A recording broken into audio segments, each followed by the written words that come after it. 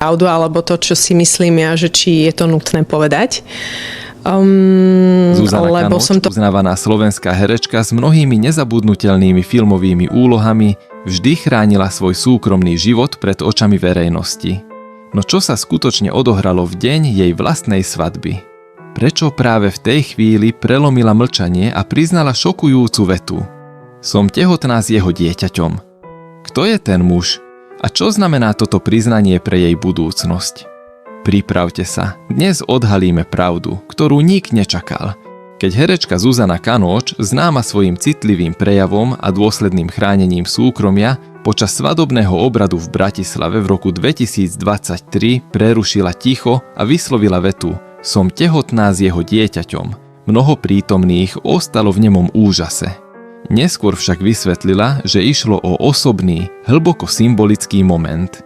Priznanie o novej etape života, o prehlbení partnerstva a o sile vzťahu, ktorý dozrieval viac než 15 rokov.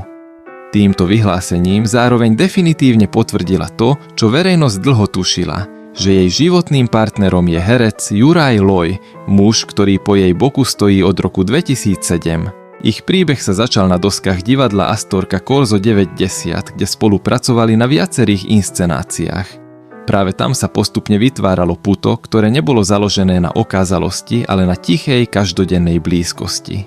Zuzana, ktorá bola už v tom období etablovanou filmovou tvárou, sa často stala Jurajovou oporou, či už pri náročných konkurzoch, alebo počas prvých väčších televíznych projektov. Kolegovia si dnes spomínajú, že ich spojenie bolo viditeľné dávno predtým, než si to dvojica priznala aj sama sebe, rodinný život však ich vzťah posunul ešte ďalej. Po narodení Lukasa v roku 2013, Izabely v roku 2015 a Leily v roku 2018 sa ich domácnosť v devínskej Novej Vsi stala miestom, kde Zuzana, ako sama povedala v rozhovore pre pluska.sk, našla najťažšiu, no najkrajšiu rolu svojho života. S trochou nadhľadu prezradila, že žiadne nakrúcanie ju nedokázalo pripraviť na nečakané nočné bdenie, detskú energiu ani nekonečné otázky, ktoré jej dcéry denne prinášajú. Práve tieto drobné momenty boli prvými signálmi možného budúceho sobáša. Rodina fungovala harmonicky, prirodzene, bez potreby formálnych záväzkov.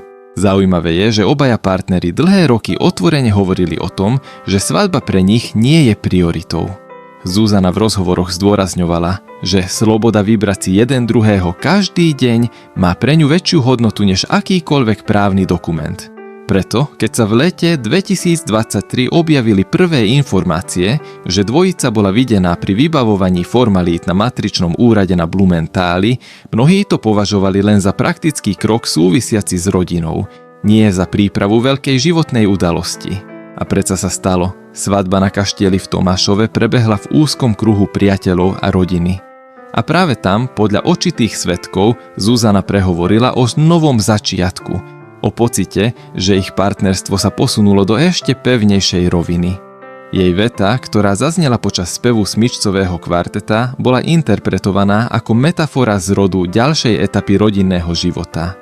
Rozhodnutia vstúpiť do manželstva po rokoch spoločného rastu. Aby sme porozumeli celej hĺbke tohto momentu, treba pripomenúť aj Zuzaninu minulosť. Pred vzťahom s Jurajom tvorila pár s českým hercom Marek Taclík. Ich partnerstvo, známe médiám najmä okolo roku 2004 až 2006, bolo často témou bulváru v oboch krajinách. Hoci išlo o silný vzťah, geografická vzdialenosť medzi Bratislavou a Prahou, ako aj pracovné povinnosti oboch hercov, postupne priniesli napätie. Neskôr Zuzana priznala, že rozdielne životné predstavy zohrali zásadnú rolu v ich rozchode. Práve táto skúsenosť ju naučila vážiť si harmóniu, ktorú neskôr našla po boku Juraja Loja. Drobné signály, že ich partnerstvo smeruje k pevnejšiemu ukotveniu, sa v médiách objavovali už dlhšie. Od spoločných rodinných fotografií z festivalu Art Film Fest v Košiciach až po rozhovory, v ktorých Juraj otvorene hovoril o tom, že niektoré rozhodnutia dozrievajú prirodzene. A preto neprekvapí, že Zuzanine slová zo svadby neboli škandálom, ale skôr potvrdením toho, čo blízky vedeli už roky, že ich vzťah je jedným z najstabilnejších v slovenskom umeleckom prostredí. Po svadobnom priznaní, ktoré jemne odkrylo ďalšiu etapu jej osobného života, sa prirodzene vynára otázka: Ako sa vlastne Zuzana Kanóč stala jednou z najvýraznejších tvárí slovenskej kinematografie? Odpoveď vedie späť k obdobiu, keď ešte ako mladá absolventka herectva vstúpila do projektu, ktorý zásadne zmenil jej kariéru a otvoril jej dvere k celonárodnej popularite. Zlom prišiel v roku 2009, keď prijala hlavnú úlohu vo filmovej dráme Nebo, peklo, zem. Nakrúcanie prebiehalo v autentických lokalitách okolia Bratislavy a Trnavy, čo dodalo príbehu prirodzenosť, ktorú si diváci okamžite obľúbili. Kritici ocenili najmä Zuzanin vnútorný prejav. Schopnosť vyjadriť neviditeľné napätie len pohľadom, aj scénami, v ktorých azda ani nepadlo jediné slovo. Film sa rýchlo stal jednou z najdiskutovanejších slovenských premiér roka, no ešte dôležitejšie bolo to, že verejnosť si prvýkrát jasne uvedomila, aký talent sa pred nimi otvára. Tento úspech nebol náhodný. Ľudia pracujúci na placi neskôr prezradili, že už počas prvých skúšok sa ukázali náznaky niečoho výnimočného. Zuzana mala schopnosť počúvať scénu, vnímať najjemnejšie zmeny atmosféry a reagovať spontánne, ako by kamera ani neexistovala. Režisér spomínal, že často stačil jediný záber, tak presne vedela zachytiť emóciu, ktorú hľadal. Popularita filmu otvorila herečke nové možnosti a médiá si začali všímať jej prácu dôkladnejšie. Na festivaloch od Art Film Festu až po menšie regionálne prehliadky patrila medzi najsledovanejšie osobnosti. Diváci ju vyhľadávali nie pre senzácie, ale pre spôsob, akým dokázala rozprávať ľudské príbehy, ticho, pravdivo, s rešpektom. A práve tieto umelecké základy vysvetľujú, prečo jej životné rozhodnutia, vrátane tých osobných, vzbudzujú takú pozornosť. Zuzana Kanóč si totiž nesie povesť ženy, ktorá nič nerobí pre efekt. Všetko v jej živote akoby prirodzene nadväzovalo na roky dôslednej práce, premýšľania a vnútorného rastu. V momente, keď sa vraciame k jej najväčším umeleckým úspechom, začína byť jasnejšie, prečo jej slová zo svadobného dňa niesli takú silu. Prichádzali od herečky, ktorej autenticita bola vždy jej najväčšou devízou. Keď sa dnes hovorí o prínose herečky Zuzana Kanóč pre spoločnosť, odborníci i verejnosť sa zhodujú, že jej vplyv dávno presiahol hranice filmového plátna. Po úspechu spojenom s významnými filmovými rolami začala venovať čoraz viac času projektom, ktoré mali konkrétny spoločenský dosah. Nie náhodou si ju v roku 2016 všímli organizátori viacerých charitatívnych podujatí v Bratislave, kde Zuzana pravidelne participovala na kampaniach zameraných na podporu duševného zdravia žien a rodičov po pôrode. Jej záujem o túto tému nebol len formálny. Po narodení svojich 3 detí otvorene hovorila o dôležitosti psychickej pohody matiek a o potrebe odbúravať stigmu spojenú s popôrodnou únavou či úzkosťou. Aj preto sa zapojila do iniciatív pri Univerzitnej nemocnici v Bratislave, kde sa v spolupráci s odborníkmi venovala osvete o rodičovstve a zdravom prežívaní prvých mesiacov s dieťaťom. Podľa zamestnancov nemocnice jej účasť často pomohla pritiahnuť pozornosť verejnosti k témam, ktoré by inak zostali prehliadnuté. Rovnako aktívna bola aj v projekte Knihy pre deti z rodín v núdzi, ktorý v rokoch 2019 až 2022 pravidelne podporovala.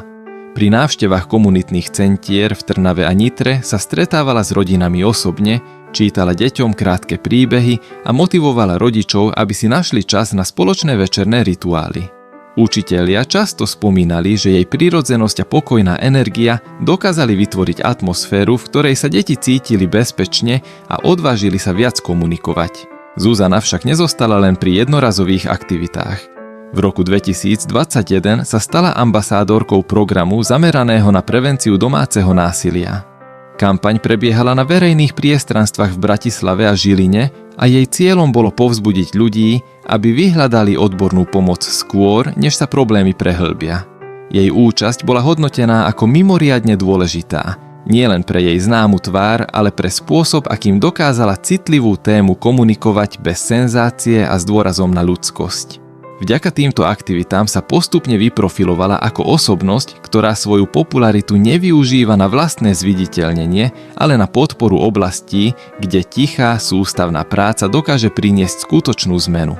A práve tento rozmer jej verejného pôsobenia ešte viac dotvára obraz ženy, ktorej umelecký talent je len jednou časťou príbehu. Tou druhou je schopnosť meniť realitu tam, kde to ľudia najviac potrebujú. Pri pohľade na celý príbeh si uvedomujeme, že za známou tvárou stojí žena, ktorá žije svoje radosti aj ťažkosti presne tak ako každý z nás.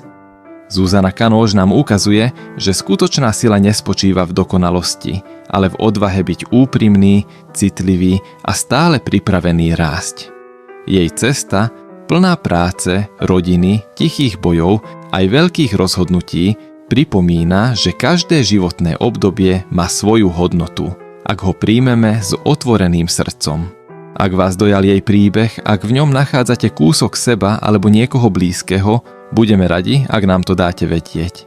Podporte toto video lajkom, zdieľaním a nezabudnite odoberať náš kanál, aby sme spolu mohli prinášať ďalšie ľudské, pravdivé a inšpirujúce príbehy. Vaša podpora nám pomáha ukazovať, že aj vo svete plnom hluku má miesto jemnosť, porozumenie a rešpekt.